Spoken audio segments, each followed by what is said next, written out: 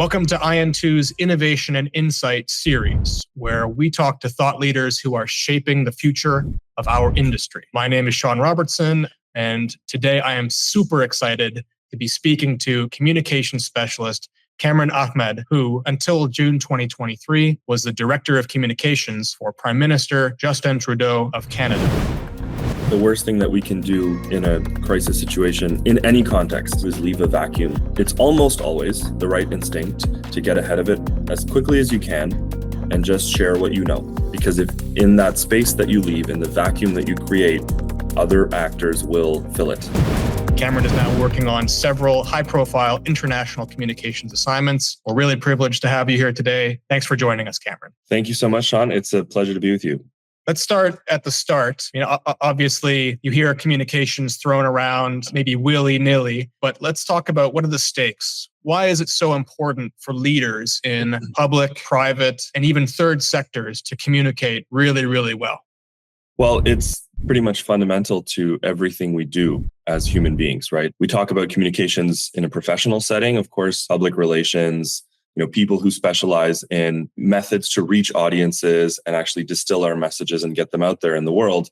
But it also applies in private settings, as you alluded to, in a boardroom, in a one-on-one conversation. It applies even in your family, in your personal life. And communications truly is talking to other people and convincing them and getting your point across and just being able to interact with other people. So in order to really be effective as a communicator, you need to treat it as a priority in any setting, whether you're just trying to win over a small room, whether you're trying to have a better conversation with your boss or with your colleague. That's what communications is. And that's why we have to map out our messaging and our audiences and figure out how we talk to people and actually get our points across effectively. It's really interesting that you chose a particular word, prioritize, or make it a priority. So if the stakes are so high, if it really is that important, it affects everything that we do.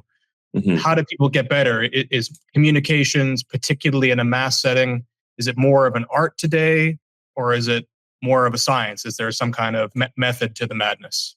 I think it's both. And the reason I say prioritize is because oftentimes people don't prioritize it, or they don't, not even deliberately, but they just might think of it as an afterthought. So, and I'm sure you've encountered this in your, work in the corporate world. You have subject matter experts, or you have people who are deeply involved in a topic, right? And they're working really hard on the specific policy details of something or to build out a product. And then at the end of the process, they think about, oh yeah, okay, now what's the plan to go communicate this? You experience this in pretty much any field. But you have to be thinking about that so-called last step from the very beginning of the process, right? From the very earliest moment of the development of an idea. If ultimately it's going to go out to someone, whether it's a big public audience or whether it's even just one person, if it's an argument that you're building to try and convince someone, you have to be thinking about how to communicate that from the outset. Like, what are the messages that are going to land? How do we make this product, or how do we make this idea function and reach someone in a way that's not too complex, in a way that actually resonates with them based on how we understand them as an audience? So that's what I mean by prioritizing and really thinking of it from the earliest moment. And whether it's an art or a science, I know, Sean, I think there are some things that are just fundamentally universal about communications, like being authentic, trying to make your messages simple, not overcomplicate things. But now, of course, the platforms through which we communicate, especially on a mass scale, are changing super fast. Social media, even traditional press is changing constantly. So we have to adapt with that. Yeah, and given that landscape is moving so quickly, if we're always thinking about it from the very first instance, that's a lot of cognitive load when that landscape is moving so fast. Are we always playing catch up, or how do you think your way through that and set yourself up for success? I think from the earliest moment, you're thinking about not just what is the messaging that accompanies this product or idea that I'm going to bring to market or that I'm going to create, but how am I going to do that? Who is the audience? What are the platforms through which I will reach them? What are the tools I'm going to use to reach them? All of that goes into the thought process. And yes, it is a lot to think about, but trust me, and I'm sure again you've seen this play out in real life too. It's way easier if you do it at the beginning as opposed to the end. And it's way easier if your communications team or if you individually are thinking about these things throughout the whole process. So I'll give an example. Let's say in a government setting, you have a department coming up with a brand new policy, and it could be a transportation policy, like a new way for the government to hold airlines accountable if they mistreat their customers or if they cancel flights, etc. And they want to try and bring some accountability for the public. They're working on this complex policy. It could be new legislation, it could be regulations.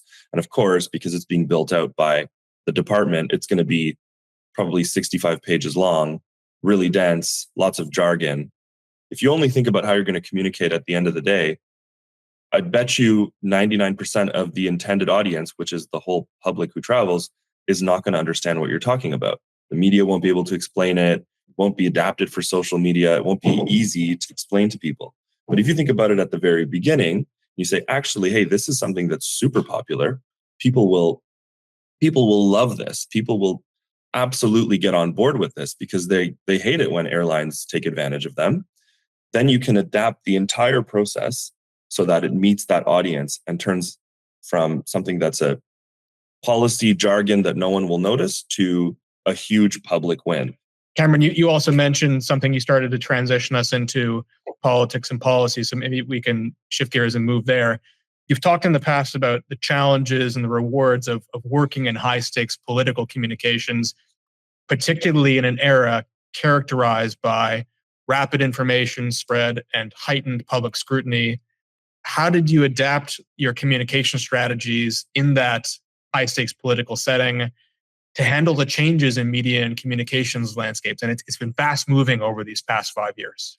Yeah, I think that's probably one area where politics and certainly government is playing catch up a lot, because it's just not natural for government apparatuses to be moving as quickly as the environment, the media and social media landscape environment are moving. So I think if you look back to sort of the first wave of Twitter and Facebook and social media playing a huge role in people's lives, that was around the time when, Obama had come into office and he managed to capitalize on it. We came a little bit later and also managed to adapt so many of our communications to meet people online. Even if you look since then, in the past 10, 15 years, so much has changed. The platforms are different. The audiences are much bigger. They're segmented into different, demographics of people. And I don't think that the political parties generally have figured out how to move at the same speed. There are some great examples. Like if you look at the election in Indonesia that just happened, you had candidates basically campaigning online, and candidates who were much older, who would never fit the bill of who you'd think would appeal to a younger crowd, managing to appeal to a younger crowd, like managing to pick up millions of votes by getting their message across through TikTok and dancing and being a little silly, and being resonant with people and relating to people. You mentioned Obama, which I think really capitalized on Facebook. And again, you're the comms expert here, so keep me honest. Obviously, there was the election of 2016 where Trump with Twitter really leveraged that and continues to this day. You've just mentioned, here we are in 2024 as we record, talking about the Indonesian election and TikTok. So in my what I hear from that is really that chunking things into more bite size, much more visual, and even moving from a Twitter, which is short bites of text and maybe sometimes video and images, to TikTok, which really is pure video and sound, really around actions. You mentioned dancing. Is there a next level? Like where are we going in 25 even? I don't even want to say 2028, but 25. Well, so there is an interesting trend where you're right.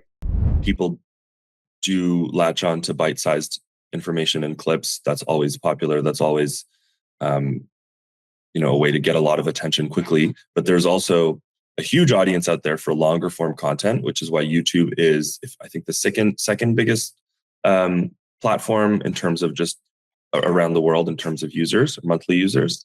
And a lot of content that, including political content that people watch, is longer form. At the end of the day, the most important thing you have to back up to is identifying your message. So we can talk about all these different ways of reaching people, but if you don't have a clear message, and you don't have a compelling message, it's kind of useless. And you can see that when a political movement is struggling, or if a company is struggling with to solve a crisis, their message isn't good. They can try all the ways in the world. People are just going to roll their eyes, and they're not, because they have so much access to information. Right. Otherwise, people are feeding them messages about the same subject. You have to start off by having the right message. And then I think the means through which you get it out, very important, but not as important as the first step. And then your message needs to be adapted to the audience, right? You don't want to have different messages to different audiences. You want to have a message that reaches your various audiences in the right way.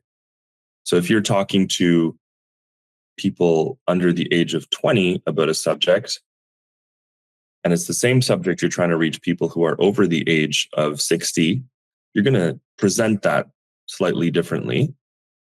But if it's the same subject, if it's the same pitch you're making, then the message is ultimately the same.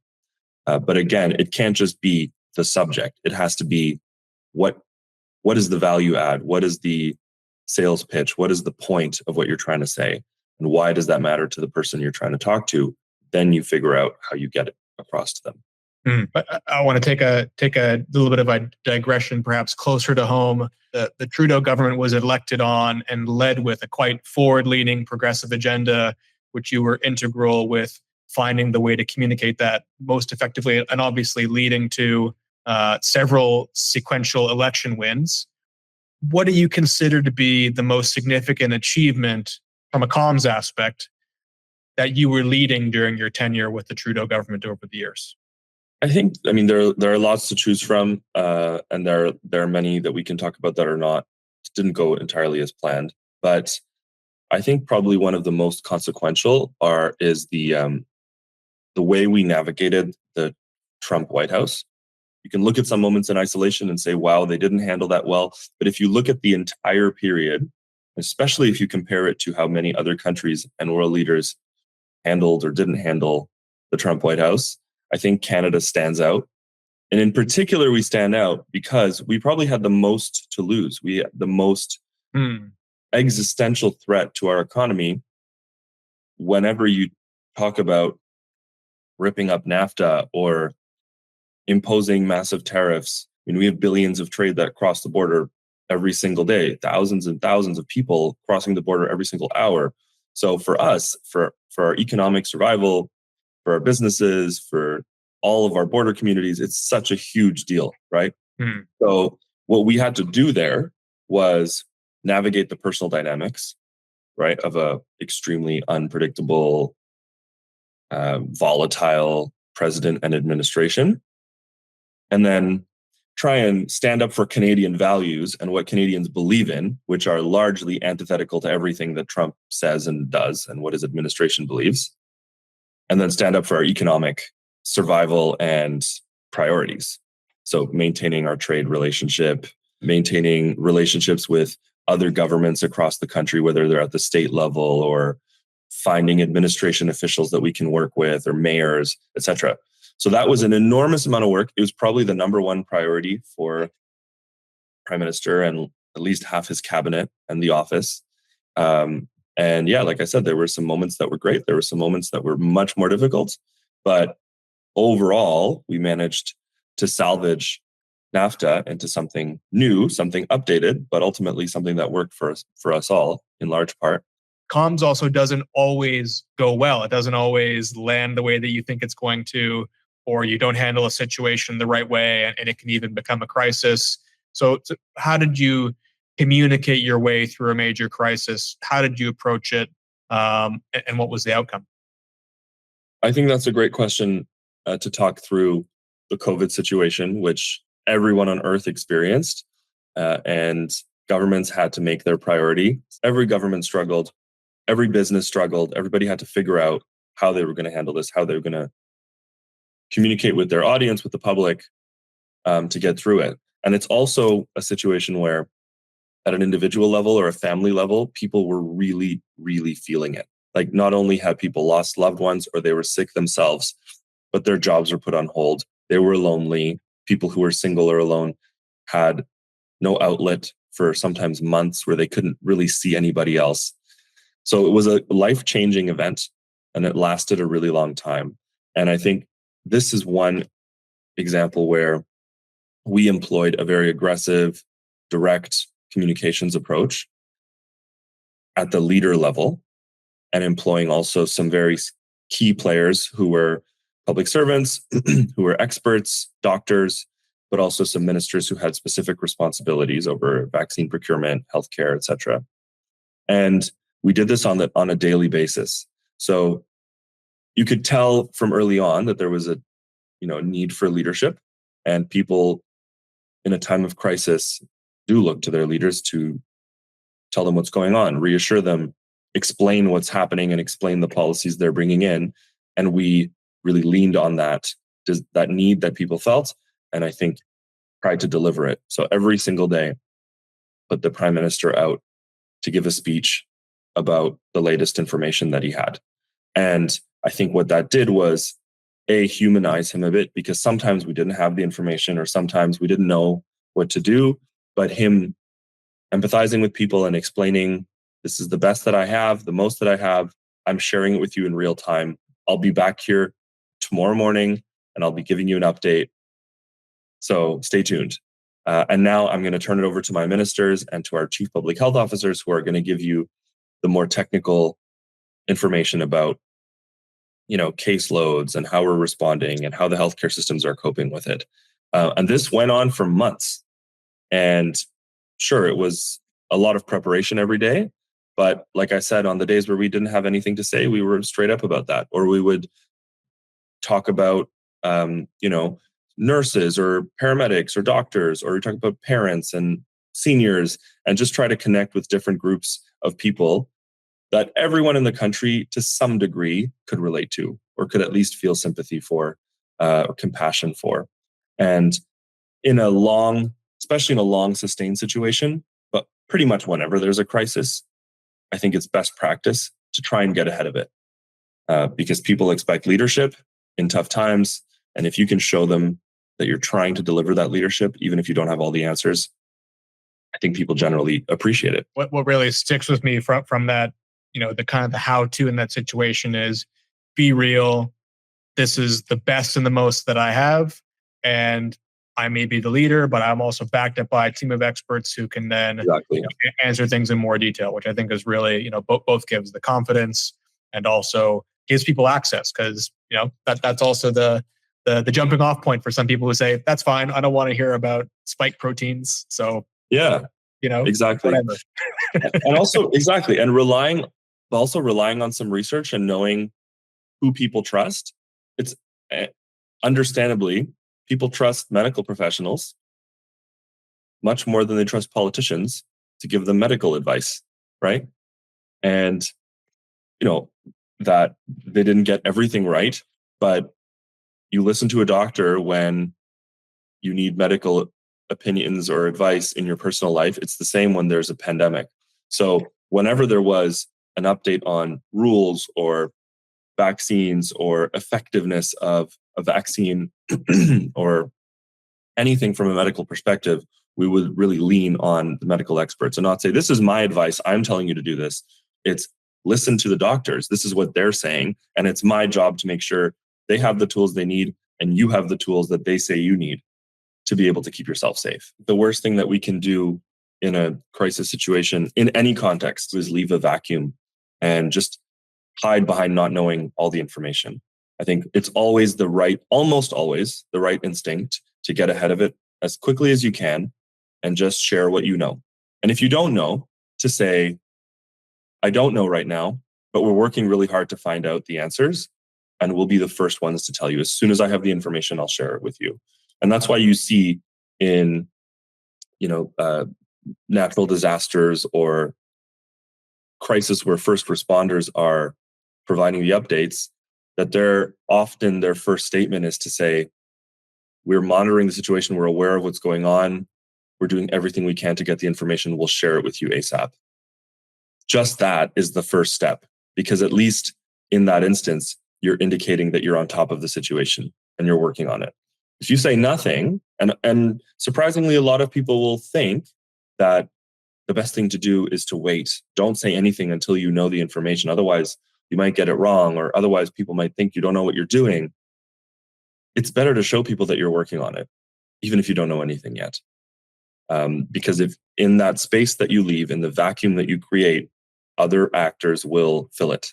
Other people will fill it, either with criticism or with false information or with rumors or conjecture. And when you don't hear from an authority figure, verified information, all those other sources of information fill the space and can be very compelling to someone who is desperate for answers. I think one of the things, particularly in the part of the world I'm living in the Middle East and North Africa region right now, and IN2 does a lot of work in that region, but there's relatively little communications about climate emergencies. You saw, this isn't technically the MENA region, but you saw huge flooding in Pakistan.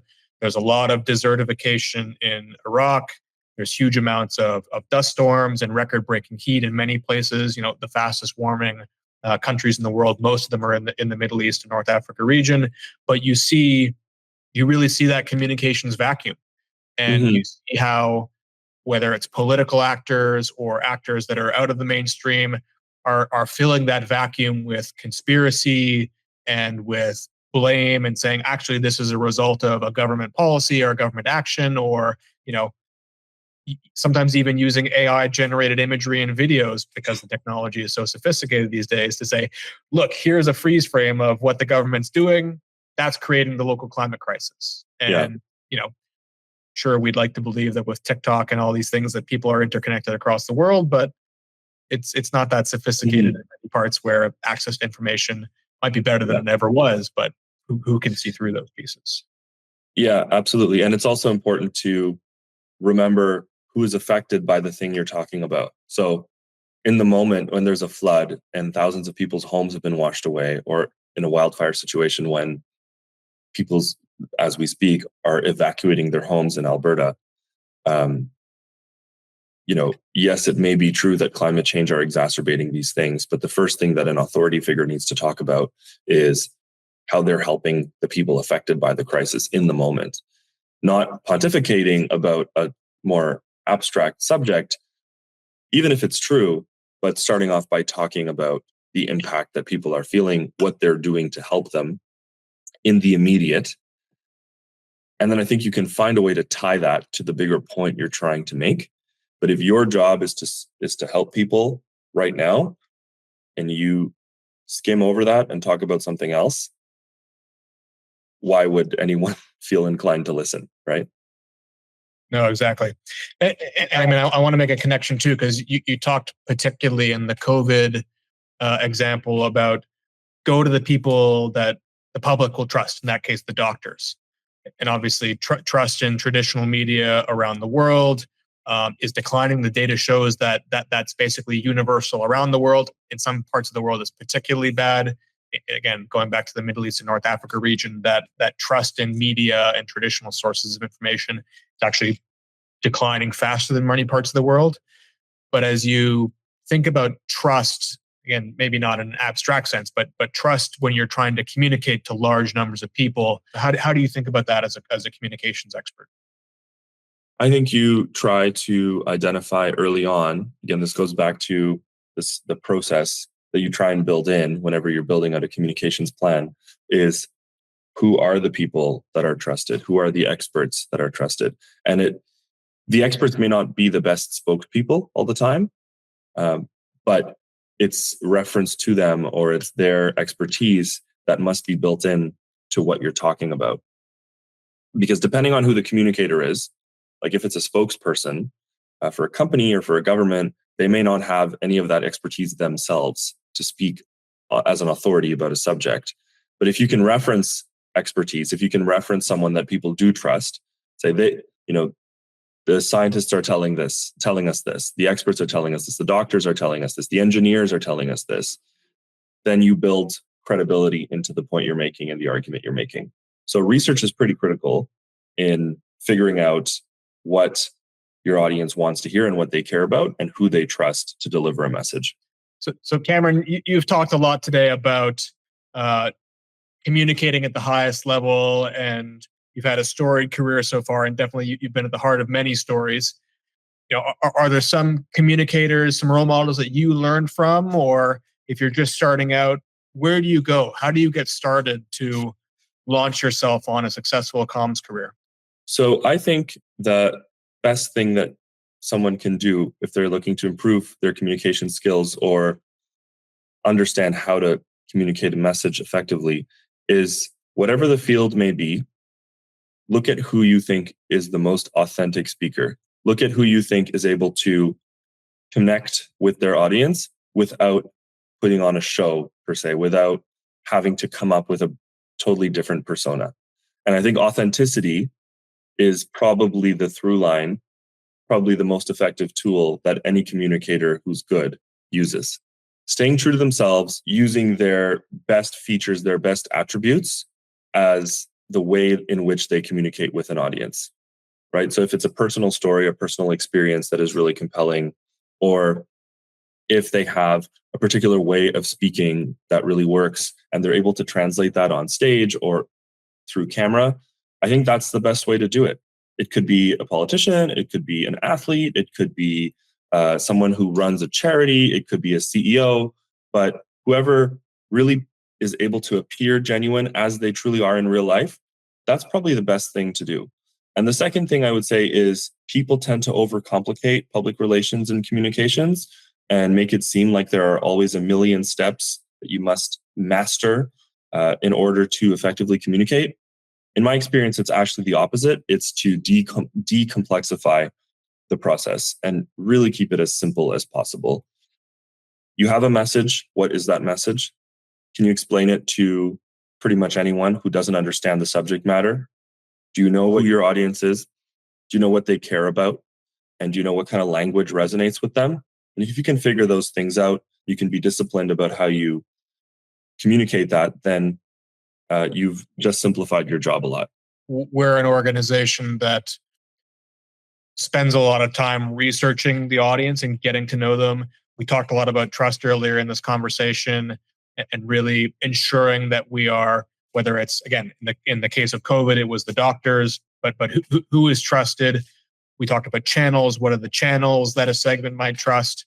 But it always comes back to starting with that audience at the center before building, whether it's a complicated piece of legislation or a product that you hope to, create a market for, or you're trying to edge into a market.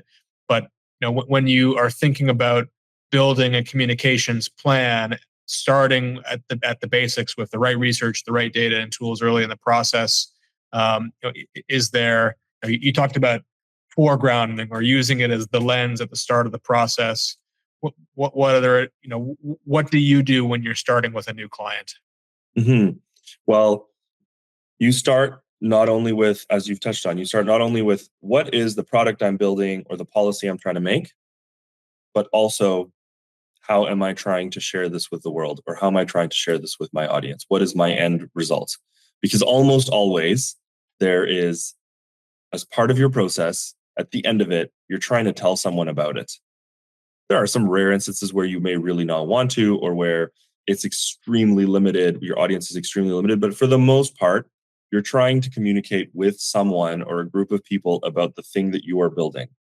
And if you're able to incorporate that thinking into the earliest stage of the process, then it helps make everything better. So as you're building out your product plan, your business plan, your legislative plan, whatever it may be, you are in parallel thinking about, who am I sharing this with? What do they care about? What is the language? What is the messaging that I'm going to want to be building around this? And you don't leave that to the end of of the process. That is an integral part of the development. And that's something that you guys do at IN2. It's something that pretty much any effective advertising or marketing or public relations professional will advise or incorporate into the plan when they're working with a client or anyone. Well, Cameron, it's been an absolute pleasure. You've been very, very generous with your time. I know that I learned a lot from you in this discussion, and I'm sure that our viewers got a lot of value for that too. I just want to say on behalf of IN2 and our Innovation and Insight series, it's been a privilege to have you chatting with us today. And I'm sure that whoever you're speaking to next is also gonna have their life changed with your high impact expertise. Very kind of you. Thank you so much. It's been great talking to you, and always love to chat about my favorite subject.